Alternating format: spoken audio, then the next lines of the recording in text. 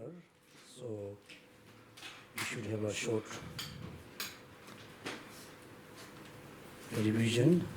reviews about what we learned in the last class.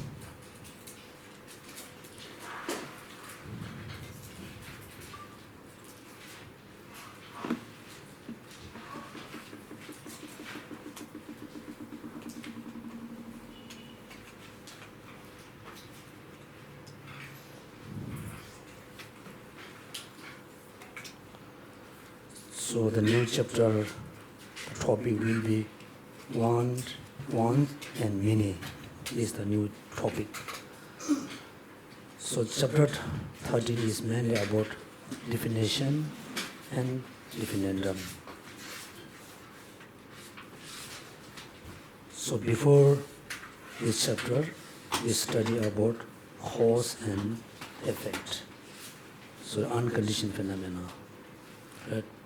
Before the chapter 12, so we studied about cause and effect.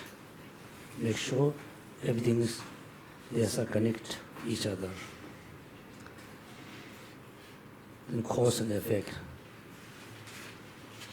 So when we do practice, for example, when we do meditation about impermanence, you must remember all conditioned phenomena subject to change, right? Subject to change. So when you really actually meditate on impermanence, you should not just imagine things are impermanent. You really need to know, you really need to understand things are impermanent because it's changing momentarily. Nothing exists, all the conditioned phenomena only exists for one moment. The second moment, it has gone. All conditioned phenomena changing momentarily because they depend on their own causes and conditions. All conditioned phenomena change because its own causes and condition is changing, has changed. Therefore, when we feel in the morning, I'm very happy, the happiness is arise, its own causes and condition, which exists just, one moment or few minutes before. Then after a while, you feel I'm not happy, the suffering arises. It also arises, depend on causes and condition. In the reality, there's something impermanent because of its own causes and condition. If there's an impermanent phenomena, there must be a permanent phenomena. Then you must know the definition of permanent phenomena. For example, within the permanent, we talk about space. So the space, for example, there's many kinds of space. Space of the house, space of the cup. So when the cup change, actually the space of the cup has changed. But the cup change because of its own cause and condition. The space change is not because of its own cause and condition, because of the basis. You must remember that the differences between permanent and impermanent is both can change. The impermanent phenomena must change based on its own cause and condition. The permanent phenomena, for example, space of cup, can change because of the basis, depend on the cup. When the cup is no more there, the space of cup is no more there, right? Then in the last, we study about, the four principal logics. So when we think about cause and effect, cause, then there's a two cups of, like cause and condition. One we call cause, second we call condition. The cause referred to the primary cause, the substantial cause.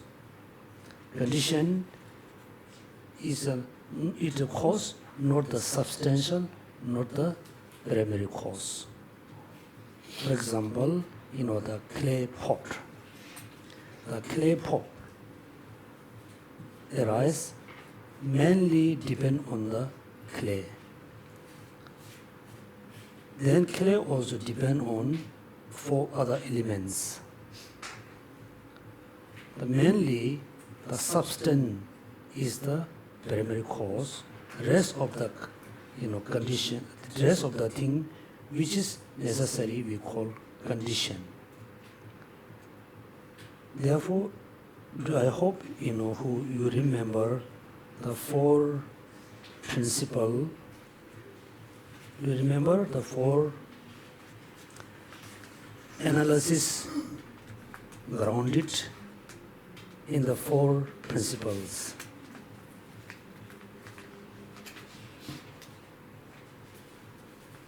Do you remember?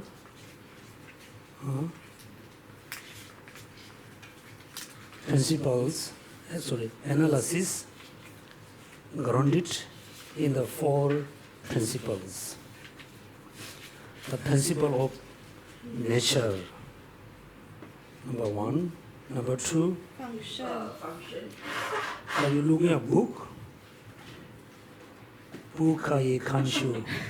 Okay. The principle of function.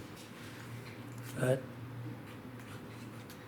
First, please remember the principle of nature. Remember nature. Second, principle of function. Third, principle of dependence. This for us very important to know the fact, the truth. The number 4, fourth, the principle of evidence. Right? Now, principle of nature, for example, what's the nature of the fire? Nature of the fire is hot. What's the nature of the water? Is a moisture or is kind of like wet. So when you closely study between fire and water, you can see when you touch the fire, is burn your hands, your finger. Right? When you touch the water make your finger is wet. Right? The water, the fire has a 2 different nature. Right? In 2 different nature. Therefore, the fire and the water has a different function. Why the water is wet, nature is wet or moisture, why the fire nature is hot. So if you study very closely within the fire, actually the fire is also depend on 4 elements. Here, 4 elements. But in the water, the fire element is so strong. Right? When you touch the fire, there's a fire element so strong. The rest of the 3 elements is very weak. Still, there's 3 elements.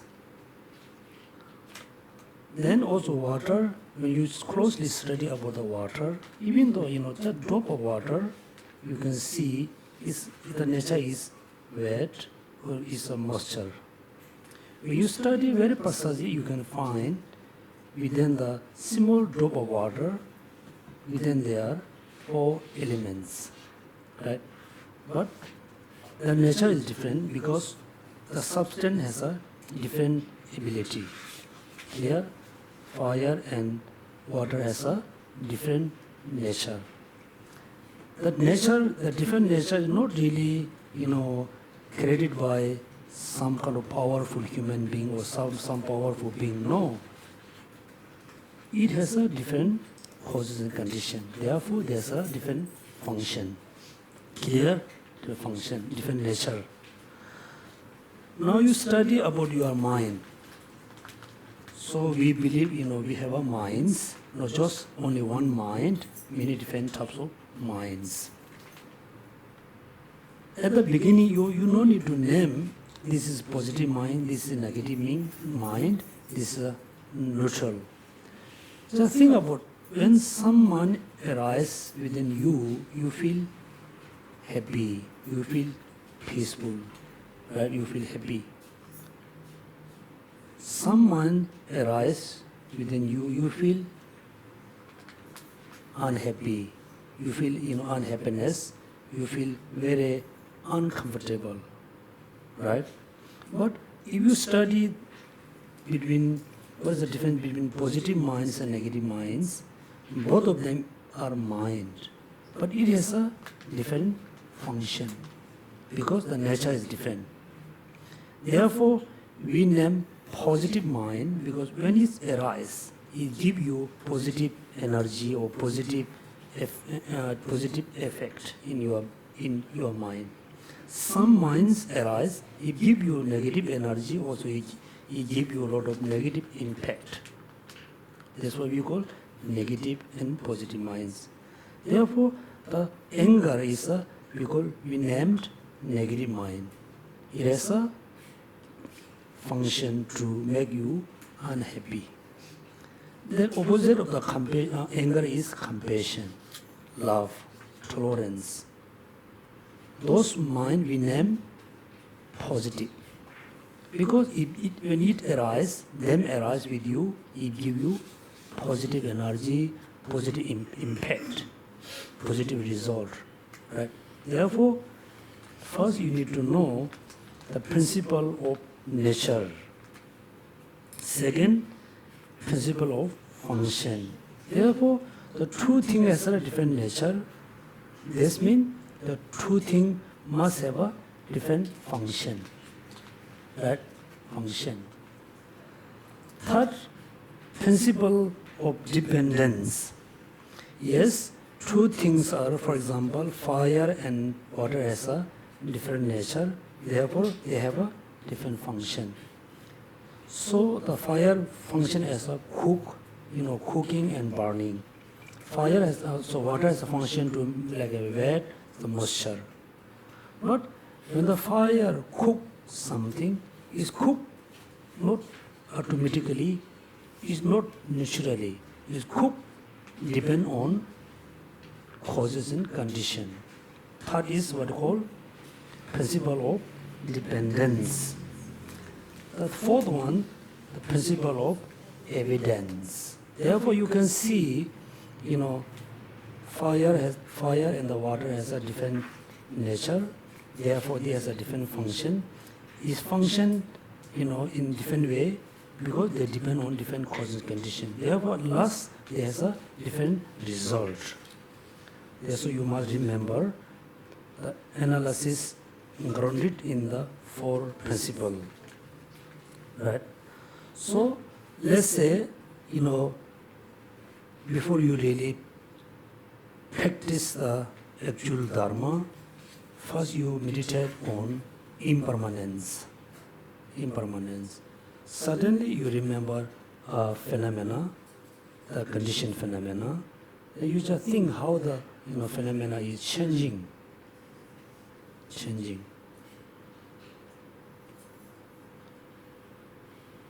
Then you think it's changing because of its own cause and condition. There nobody is controlling, okay? There's no such as a person, there's no such as a being who control everything. Everything is controlled by their own causes and condition. Impermanence. For example, in Singapore we have mainly, two seasons. We don't have a winter like this. But why the season is changing? For example, last month the weather is so hot, now it's a bit cooling. Why the environment is changing? why last month was very hot, why this month is bit cooling, because of depend on causes and condition, right? Cause condition. So therefore we study about cause and effect. Then unconditioned phenomena. So we must remember the definition of the unconditioned phenomena. So the chapter 13 mainly about definition and definendum. Okay, the three elements of the definition are respectively definendum, number 2 define, number 3 the basis.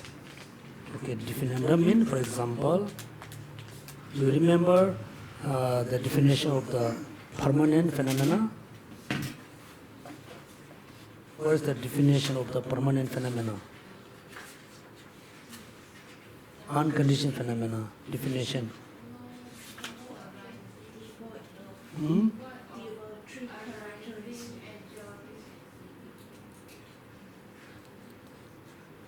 Repeat again, please. Arising, enduring, ceasing. Unconditioned phenomena are defined as that which is devoid of three characteristics of arising, ceasing, and enduring. That means permanent phenomena doesn't have the three characteristics. Right? Characteristic. This is the definition of the unconditioned phenomena. Therefore, what we call definition. Then, how we can, understand the definition? So we must know the definition on some basis. For example, space. Space is the basis of, defining as a permanent phenomena. You remember the three. In generally, without looking at your book, I hope you remember, I will read the sentence. In general, there are many different usage of the term definition. Generally, there are many terms saying, many ways of saying definition. So how many actually? There are 5. What's the number 5? What's the number 5? Number 5th?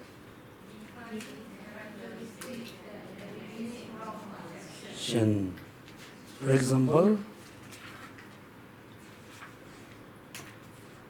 example,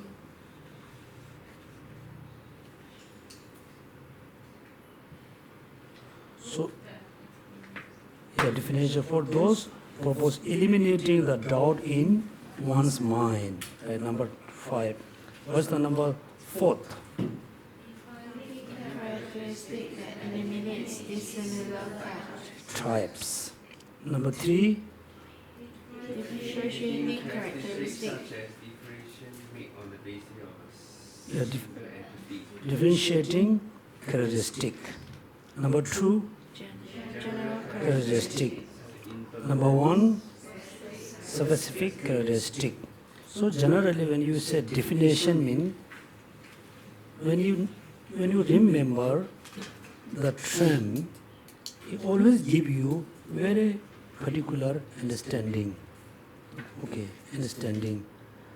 Without knowing the definition, you try to understand something different from someone or something you not going to understand. They are totally different. Therefore, you must know the definition. Definition. So, in general, with respect to positing the definition, some are presented from the point of view of function, other from the point of view of both function and essential. So, for example, when there's a definition, the definition can be based on function, right? Function. Or can be based on function and essential nature.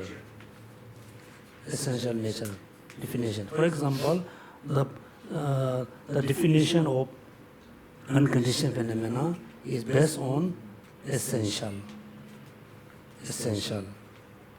Now here, two things very important here. One is based on function, second is function and essential nature of the relevant entity. The example of definition from the point of view of function are a pillar, right? Remember pillar. Pillar is that which is capable of functioning to support. So, if I ask you, what is the definition of pillar? Pillar means the thing which is support to the beam. Support beam. This means this time when what we do mean, pillar mean we name as a pillar based on the function, only function, not the essential nature, right? That which is capable of functioning to support to the beam. Or cause, that which is produce its effect. When we say cause, we name, for example, the seeds. Seeds we name as a cause. When we name cause, we name based on what? Function.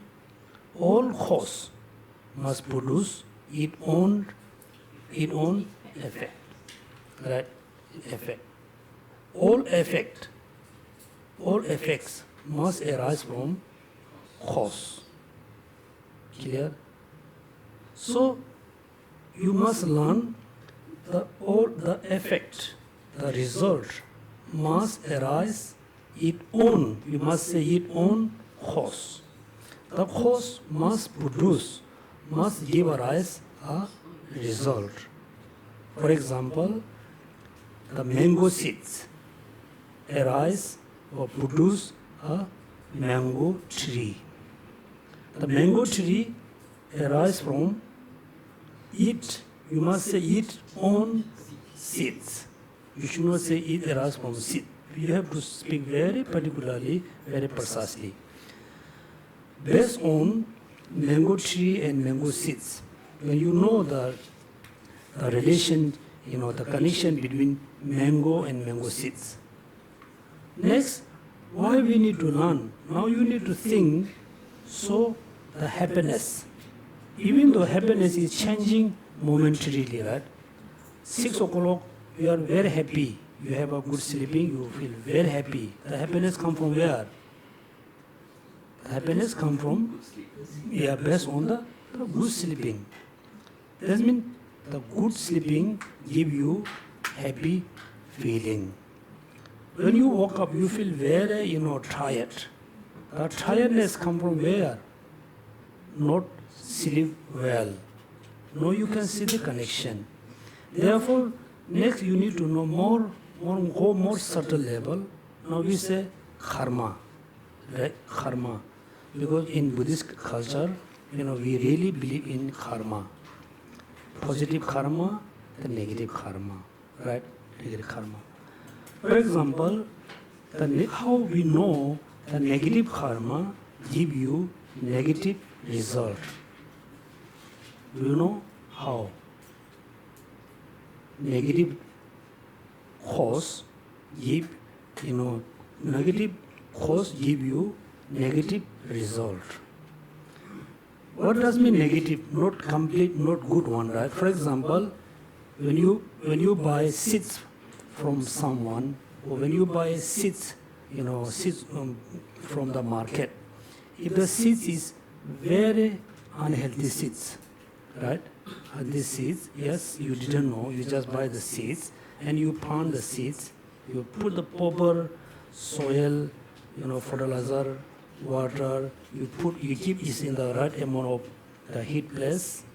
Somehow you can see the sprout is coming out, is arising the sprout. But it cannot really, grow up very well. It not grow well. Then you notice something wrong. Right? You know something wrong because I ate proper water, I ate proper fertilizer, I keep, the plant in the right place. It's not too hot, not too cold. Then you know something wrong. What was wrong? The seeds wasn't healthy. Clear? Healthy. Same thing. So, in the morning, you met, a totally strange person, or your friend, or your relative, whoever, you met someone, you have a very good conversation. You have a good conversation, you react each other nicely, then you feel happy, right? Happiness. You feel so happy. That means the happiness arises from the right, complete condition. Right? That means the happiness arises from the positive actions. Right? Positive action. Then, next morning or afternoon, you met a person, you have a very kind of negative talk. You have a very, kind of little bit quarrel, little bit argument. Then you feel it. After, you totally, separate from the person, but still you feel the unhappiness. Right? The unhappiness is come from positive action or negative action? Come from negative action. Again, what does mean the negative? Because the way the verbal, the physical, the verbal action, you use very negative words. Also, the motivation, the mind is also very negative minds. Therefore, you can see the negative action give you suffering or unhappiness. The positive action give you happiness. You look at now, first you study about mango and mango tree, then healthy and unhealthy seeds, then healthy mind and unhealthy mind, right? Unhealthy mind. So if we have very healthy mind, anybody, whether you are believer or non-believer, you are Buddhist, non-Buddhist, you are vegetarian or you are, pure veg, doesn't matter what kind of person you are. If you have a healthy mind, only or positive mind or more positive minds, then you have a healthy life, happy life. You can see the positive mind give you positive effect. The negative minds give you negative effect, right? Therefore, next one is the function. The name is based on the functioning. For example, positive and negative. Next one, cause and effect, right? Cause and effect. You should not think, study about cause and effect is not important. It's very important. Next, definition from the point of view of both function and what? Essential nature. Page number 165, Jefferson. Don't you have a book? Oh. Okay, it's okay. So, sometimes when you see the definition in the books, it's based on function and essential nature, right? Function and essential nature. For example, function and essential nature are fire. Again, fire is what? Which is hot and burn. Right? So the definition of fire is hot and burning. Consciousness, the definition of consciousness is hear and cognizing. So first, before you study about mind, before you try to understand the meaning of mind, first you need to know the definition of the fire. Right? So what is the function of the fire? burning. Burning. Burning is the function of the fire. What's the nature of the fire? Is hot. Hot. Okay, hot. This is a function, is a nature. Right? Function and nature. Clear? Function and nature. So therefore, look at, first you burn, make a small fire. Small fire. For example, when you use the matches, right? Matches? When you rub, there's a fire. Right? Spark. It's come from where? Mainly when you rub, it's become hot. Then it's become fire. Right? There's a function, there's a nature. Now, for example, mind.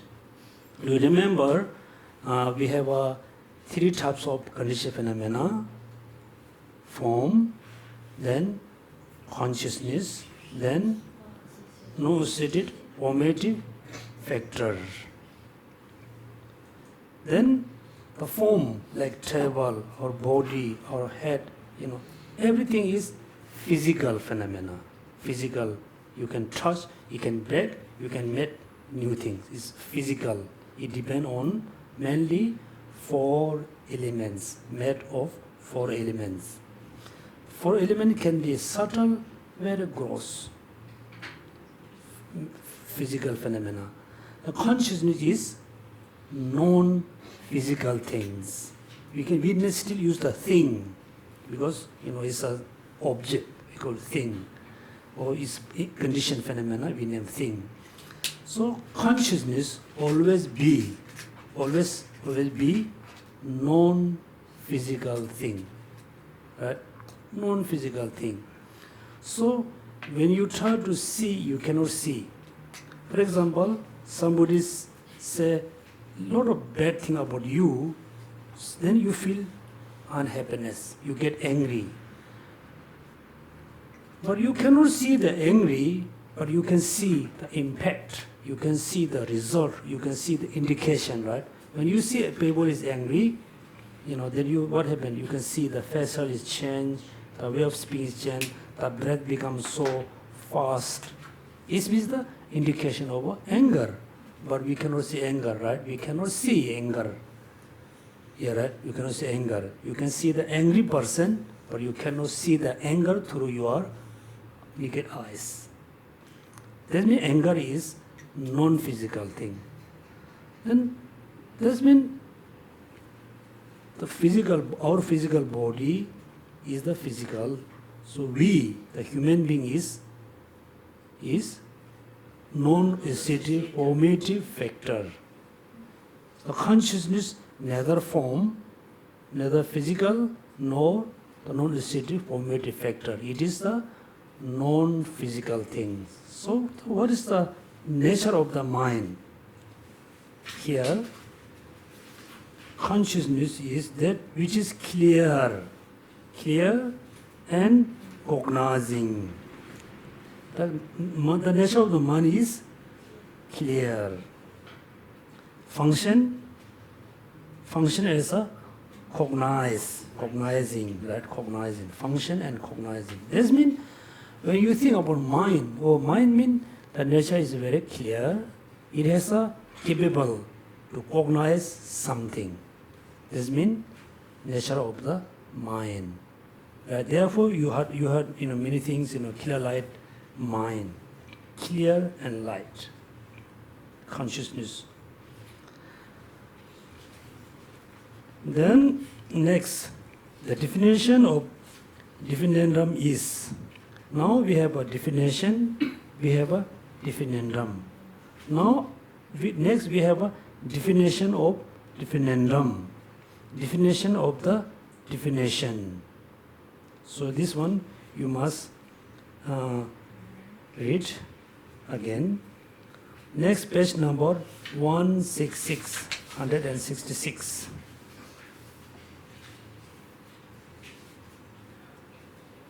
That means definition and diffinendum. Right? The second paragraph. In the relationship between that which is capable of function and the thing, The capable of function is definition. Okay? What's the definition of the thing? Thing capable of function. Please remember, what's the definition of the thing? Thing that which is capable of function is the definition. What is the definition of the capable of the functioning? The thing. Thing is the definition. Capable of function is the definition. There exists at most of the pervasion between the definition and definitum. For example, capable of function and the thing between these two things has how many modes? 8 modes. 8 modes, right? 8 modes of pervasion. Pervasion. Please remember, 8 modes of pervasion. Number 1 and 2. What are the number 1 and 2 modes? Entailment in terms of being. Being, right? That means, for example, look at this booklet. This book is a being as a thing. It must be being as a function. Function. This is being a function. It must be being as a thing. That means there's 2 modes. Then next 3 and 4. 2 modes of entailment in terms of not being. That means something. This book is not being a function.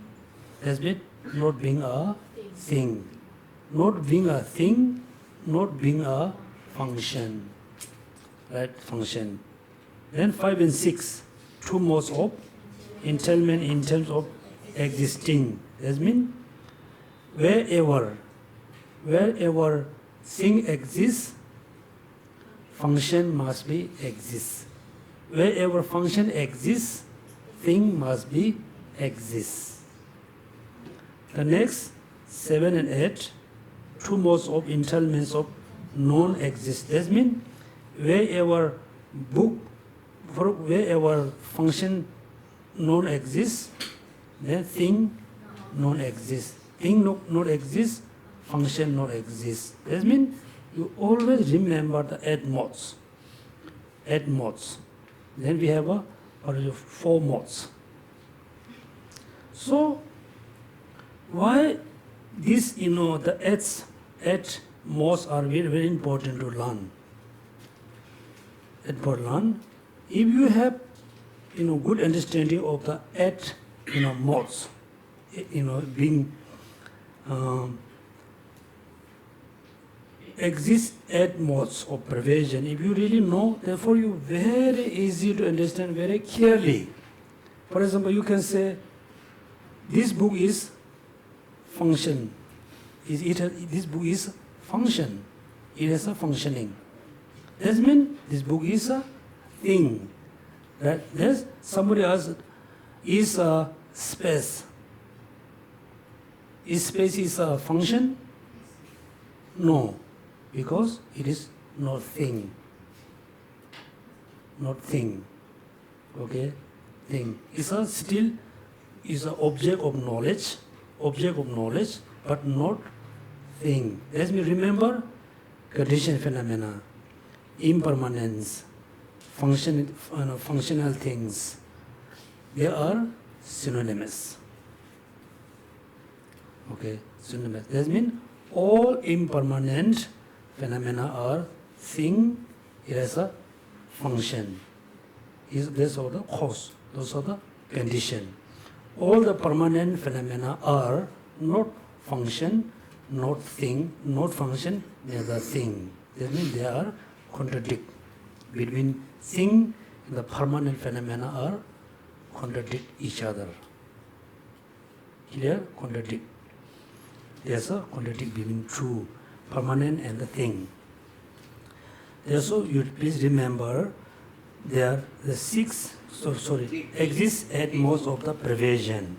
Next, further, since it is the case that general Assessment of the object defined by the valid cognition is a consciousness on the paired assessment of the definition by valid cognition.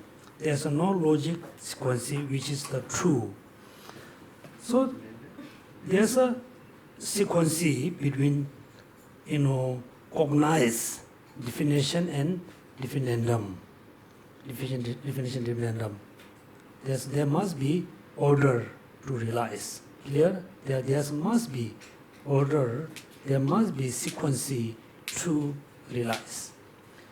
So which one we must realize first between definition and definiendum? Definition, right? For example, computer. So when you go to Ladakh, right, Zanskar, in my village, many people don't know computer. Many people don't know laptop.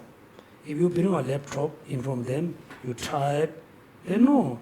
You can see, it's a thing to write letter. It's a thing to showing kind of picture and movie. But they really don't know what. They don't know what is this. What is this? They know, they can see the function, but they really don't know the definiendum, the meaning. Right? That means always you must, first you can see the definition. Second, then you can know the definiendum. For example, when you can see it as a function, for example, the butter light. The light has a function to illuminate. Right? Therefore, there's always order to realize. First, you must realize the definition. Second, you must realize the definiendum. Right? Definiendum. There's always order. Next important one and many. Okay? So, when you see the topic, you think, why I need to learn one and many, right? One is one, many is many. Why I need to learn? Do you remember in the Sutra, form is emptiness. Emptiness is form. Form is not other than the emptiness. Emptiness, I think not. Emptiness also. Must be also, right? Also not other than the emptiness. Emptiness is not other than form. Also, right? Everybody say emptiness is also. Also, right? Now, you just reflect about the meaning. Form is emptiness is form, right? If I ask you a question, the form, emptiness are one or two? Right? Buddha says form is emptiness. Emptiness is form. Form is not other than the emptiness. Emptiness also not other than the form. See? Emptiness is not other than the form is emptiness. There's been form and emptiness. Emptiness and form are one or two. Two or one? One or two?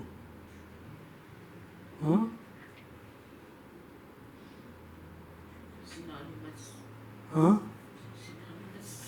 Just answer what I asked you. Okay. One or two? One. Everybody going to agree? Yes. Form and emptiness are one? Yes. Yes. Let's say you say yes, okay? The me is no. Yes, everybody say yes, right? Yes. Let's say yes. If this is a case,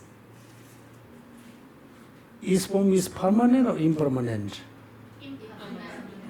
Emptiness is permanent or impermanent? Impermanent, right? Emptiness is impermanent. Do you remember unconditioned phenomena has a three? Unconditioned phenomena has a three types. Do you remember? No. Arising, enduring, ceasing. No. Pussy. space, analytical cessation, non-analytical cessation, 3. Then other school, suggestness. Within the suggestness there is a emptiness. Emptiness is not impermanent. Emptiness is permanent. Right? Permanent. Form is impermanent. Emptiness is permanent. How come permanent form is emptiness is one?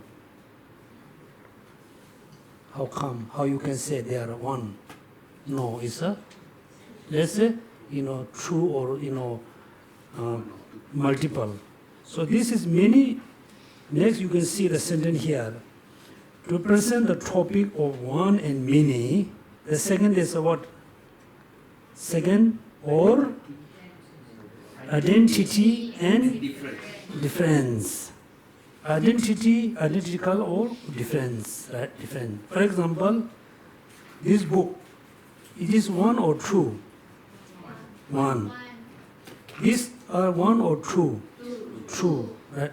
This is because total two different phenomena. That's why these are true. You can see. We can make a separate. We put book here, like this put here. You can see there's a two separate. Second question. Okay. Impermanent of the book. Impermanent of the book. Okay. Condition of the book are one or two? One. One? Okay. Okay, when I say impermanence, can you hear condition phenomena? No, you cannot hear. You didn't hear, right? No. When I say condition phenomena, did I say impermanence? No, because you can see two words, impermanence and condition phenomena is, I have to say separately, right? Separately. That means languagely is separate. Then everybody realize the condition phenomena, right? Everybody know the condition phenomena. Everything depends on condition. All the condition phenomena depend on condition. But do you realize subtle impermanence? Do you realize subtle impermanence? No. Huh? Difficult. I asked, realize not difficult. Okay? Just answer what I question. Right? You remember the funny question? Where did you forget your gun? Huh? Where did you forget your gun? I forget I gun where I pee. Where did you pee? I pee where I forget gun. The answer shouldn't be like that, okay? Okay. Therefore, impermanence and condition phenomena are one or two. Is true, no one. Okay, not one. Therefore, you didn't, do the homework here. The definition of being one, what's the definition of being one? Phenomena That is not diverse or multiple. That means, when you say one, that means just one. There's no, two things. There's no multiple, there's no diversity. For example, the wood, not diversity. What does mean not diverse? Please read. Apparent to the conception and mode of the deliberation in the language. Look at that means condition phenomena, impermanence. These two are not one. Impermanence and condition phenomena are true. Because when the mind realizes impermanence, not necessarily realize condition phenomena. When the mind realizes conditioned phenomena, not necessarily to realize impermanence. That means there's a true. When somebody say impermanence, not saying conditioned phenomena. When you say conditioned phenomena, you are not saying impermanence. That means languagely is separate, conceptually is separate. Lack of diversity. For example, the word pillar does not express anything else, such as a vase. That is distinct from a pillar. So true, no other than object such as a vase, that is a distinct from the pillar, a pair of the concept apparent in pillar. That means there's a true and one. You know the definition. Next, many is. What's the definition of many, or what's the definition of the difference? Phenomena that Diverse or multiple.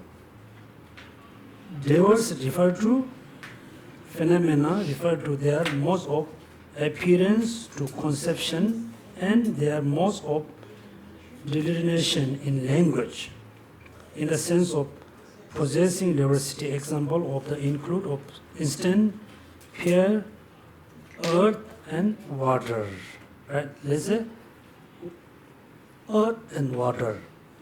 When somebody express earth, the woods not express the water. The wood which is express the water, it doesn't express the earth. That means you must remember the unit between the unit and earth and water are true. Water is one, earth is one. Yes, right?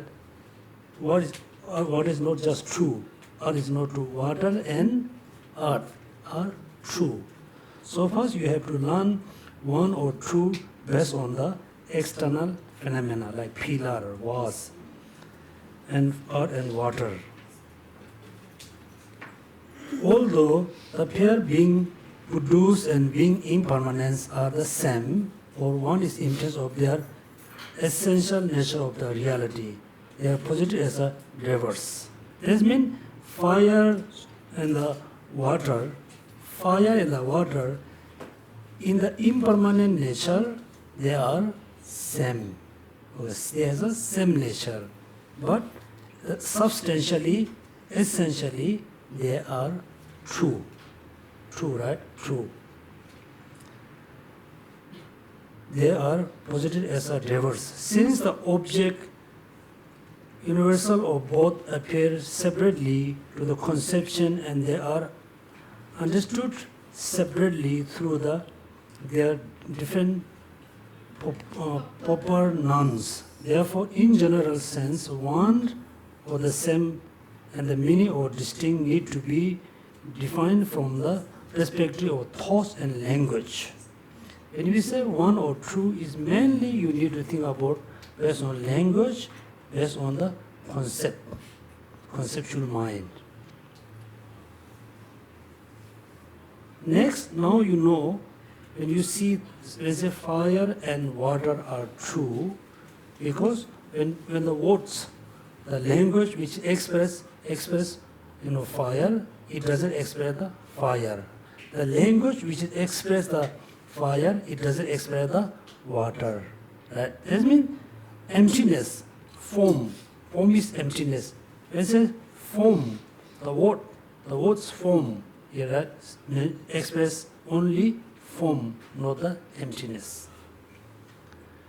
The words which express, carry the meaning emptiness, it not express the form. That means form, emptiness are true, different phenomena. Then, why Buddha said, form is not separate than the emptiness. Emptiness also not separate than the form. If these two are totally true, it is true, they must be separate. Then what does mean not separate?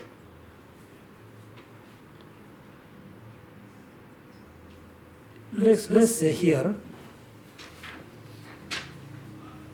book. Okay, This is a book. This book is impermanent. This book is conditioned phenomena. Based on this book, when you try to understand impermanence of the book, yes, impermanence of the book is the characteristic of the book. Conditioned phenomena also characteristic of the book. Right? When you really try to understand which one impermanent book, but the impermanence is not separate than the book, based on the book. You cannot really make it separately. You cannot make a true separate thing based on the book. So the book, right? Generally, yes, when the mind realizes conditioned book, the same mind cannot realize the impermanent books. The mind which is realized impermanent of the book, the same mind cannot realize conditioned books. Based on the conceptual mind, based on the language, then impermanent books, conditioned book is two separate things. Now you have to learn more precisely here. Buddhist epistemology text speaks of different sense of being one or many. For instance, there is the sense of being one or many in terms of their entity. Number one, please remember. Right? Different sense of being one or many. For instance, there is a sense of being one or many in terms of the entity. Number one. Number two, essential nature. Number three, similarly. Right? There is the sense of being one or many in terms of the substance. Then there is the sense of being one or many with respect to the conceptual isolate. That means there are three. In terms of entity or essential nature. Similarly, there is a different meaning of many in terms of the substance. Third one, respect to their conceptual isolate. Please remember, there is a three different way you can say many, you can say difference. What's the number one? Yes.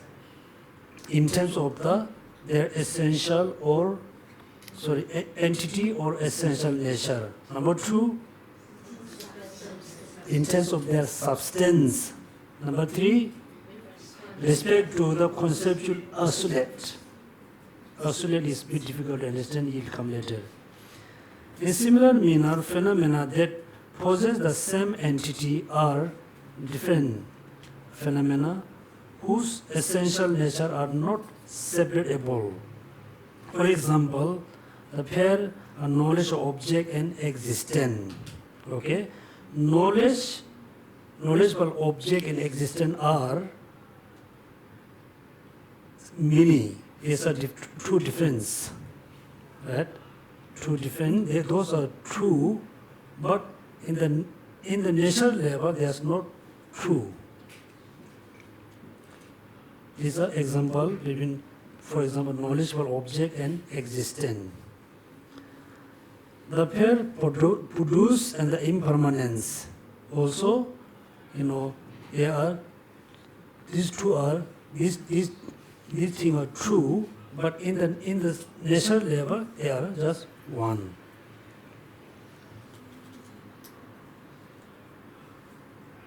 The reason here, look at the definition of the phenomena with the same entity as another phenomenon is phenomenon whose essential nature is not separable from another phenomena. The same entity has the same nature. The same entity nature are the equivalent to multiple inclusives. So here I think everybody is really confused. Let's say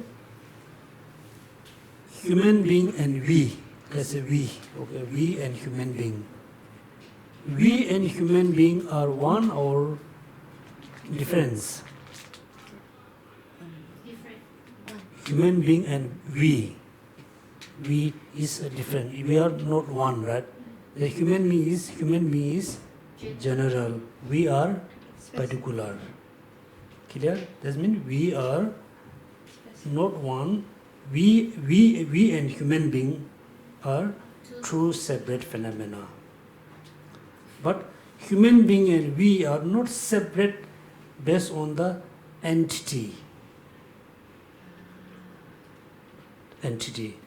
We are separate. Human being is general, we are particular. Right? Then, how many modes? How many modes between human being and we? 4 modes. The general 4 modes. Within the 4 modes, how many modes? That means first you know, okay, human being is general, universal. We are particular.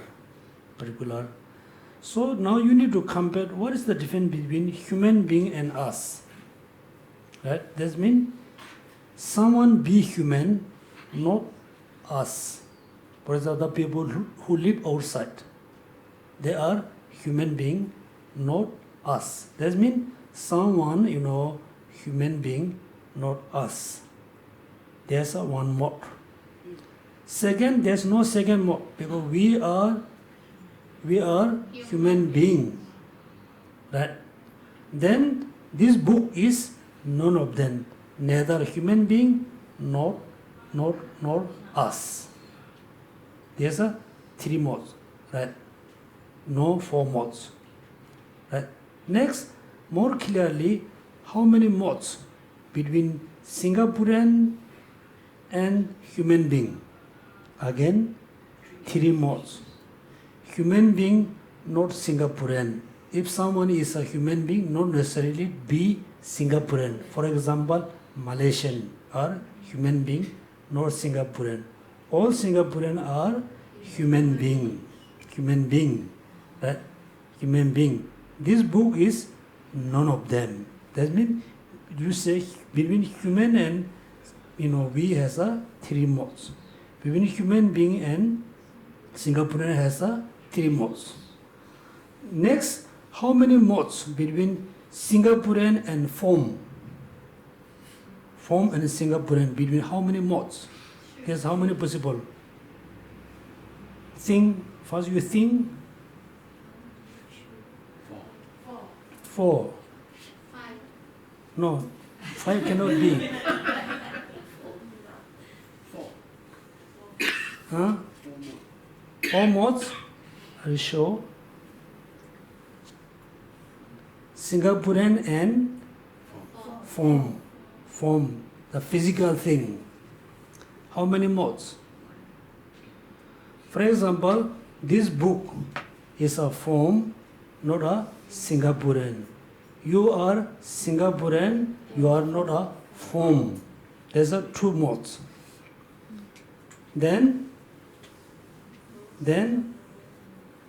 Indian, Malaysian are neither Singaporean nor form. There's a 3 modes. If there's a 4 modes, okay, between Singaporean and form as a 4 modes, there must be, like what you call common locate.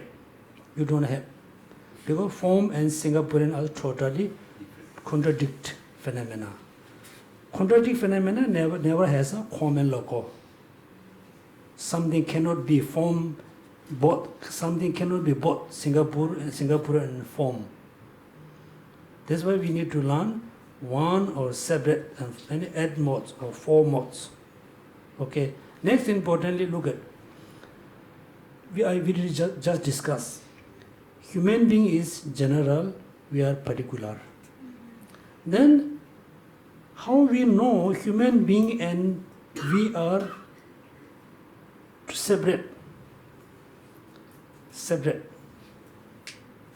How we know? How you can prove human being and we are separate?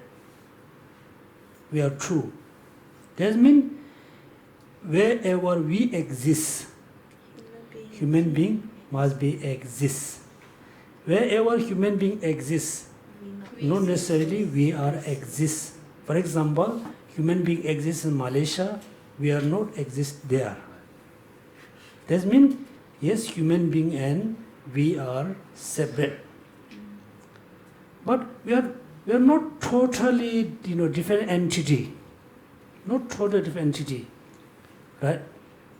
Let's do experiment. In this hall, is there a human being? Is there a human being? Yes, there's human being. Clear? This house has a human being because we are here. When we are exist, human being must exist because we are part of the human being. We are particular of the human being. Right? Now look at we do experiment simply. Human being is here, right? Human being is here. Is human being me? Yes. Is human being me? Yes. Is human being you or you human being? Me. human Yeah, you are human being. Human being is not you. Yeah. Right? Oh. Clear? Yes. So this house, okay, this house, human being is exists. Clear? Yes. Exists. We have to say exists. There's a human being. But human in this house, human being and we are separate. We are not totally separate entity. Look at now, we do one by one. Let's say, 5 of us. Is human being us you? Is human being is you? No. We are human being is not us. That means you just separate, your human being is not you, exclude one by one, then we cannot find human being.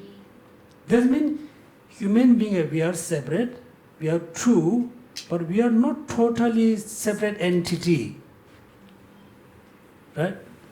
So because exclusive, we are one by one, but then we cannot find human being here. Right? We say, yeah, human being, not you go in, you go there, and finally we cannot find human. That means, yes, we know number one, human being and we are separate. We are not one, we are different. Different means not different based on the entity. Entity-wise, human being and we are one entity. Right? Clear? So, please, you finish, when you come to class next, you must finish the topic about one and many, as well as universal and particulars. It's very easy, very few pages. The next, we will spend more time about contradiction. Okay? One and many, read completely all the pages. Then read the universal and the particular meaning. Then we spend more time about the contradiction. Right? No. There must be abstract phenomena and substantial phenomena. Then contradiction.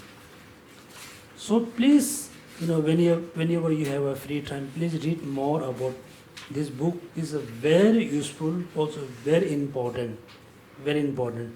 When you have a good understanding or good knowledge about one or many, about the contradiction, about the substance and abstract phenomena, then for you very easy to understand, very precisely about everything, even though impermanence, even though cause and effect, positive action, negative action, substantial, then slowly you will believe, you fully believe, positive action produce positive result. Negative action produce negative action. Therefore, what we say, Buddhists, you say, you should not accumulate negative karma, negative action. Then you make sense, right? Otherwise, why I should not accumulate negative action? Why I should accumulate positive action? If somebody asks the question, what's the answer? Then you say, Buddha said so, right? There's no point, there's no reason. You have to prove. When you have a positive action, the positive action is the act based on the act by positive mind, positive motivation. That if you act positively, is good for you, it's good for others. If you act negatively, if you have a lot of negative thoughts, negative motivation, it's very bad for you. Number one, very bad for you, is very bad for others. Right? That means everything, look at happiness, unhappiness, problem, the smooth is depend on just action. Then, particularly when you really learn, conditioned phenomena, everything changing momentarily, everything is impermanent, subject to change. Look at this day, this day we thought we are very, our country is very developed. We are very advanced people. We have a lot of knowledge. Yes, in one hand you can think this way. On another hand, look at this day, many people have a depression, anxiety, worry, fear, right? So many emotional problems. All the emotional problems we have because we really don't understand the reality. Everything is subject to change. There's a huge change in your life, you feel very upset or you feel very happy. Sometimes we are very, worried about our future. Also, we have a lot of fears. If you know if things happen based on causes and condition, still you can control. If you really don't know if things happen based on causes and condition that you cannot control. Therefore, you can see many people when they have a problem, they always try to do recitation, chanting, making offering, light offering, so many things, which is very good. Only this kind of activity cannot solve all kinds of problems, particularly the emotional, mental problem. Clear? Therefore, you must think, oh, I'm very happy, what happened? Oh, I'm very upset, what happened? Right? Then, roughly you can understand, yes, this and this. Precisely, still you don't understand. I explain you, for example, 4 elements. For example, every day you pour, add 1 glass of water, 1 plant. Every day you add same water. Next day you pour, just little less, just 1 spoon less, little less. You think it doesn't make any difference. Do you understand? Every day you add 1 glass of water to the plant. Every day you add 1 glass full of water, right?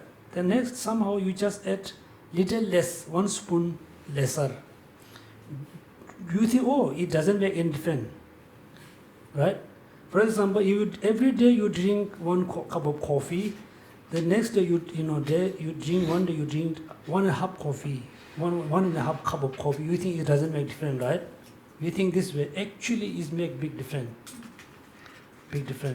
Because grossly we don't see the effect. Precisely, yes, even though you add little less water, it can give an effect to the plant. If you add little more water, it can get effect. If you just add continuously, then you can see the result. Right? That's why, in gross level, so easy to understand how the happiness arising, how to the unhappiness arising. You can control in the gross level. In the precise level, you cannot, because you don't understand how things arise in the very precise level, very subtle level. Therefore, all of you, coming to BC to attend the Lamrim class, Buddhist science and philosophy, other, teacher topic, teaching is very good. Make sure, you really try to reduce all the negative thoughts. Reduce, make a lesser. You could slowly, you try to reduce, try to eliminate. Right? But you study for many years, many times, study many different topics, different dharma. If there's no any effect, if there's no any good changes, that means you really don't know how to apply the dharma. Therefore, you should not think this book is not necessary, not important. Yes, it's very important. Cause and effect, permanent, impermanent, how things arise, one or difference. So please, next time when you come to class, remember you completely read about one and difference. Second, substantial and obstacle. Then contradiction. Okay? Mm-hmm. Emptiness Mm-hmm. and the emptiness of emptiness, is it one or two? It's true. Different. Emptiness is the basis. Emptiness of emptiness is the characteristic of the emptiness. This means these are true. Okay? Yeah. Okay, now we do the dedication prayers.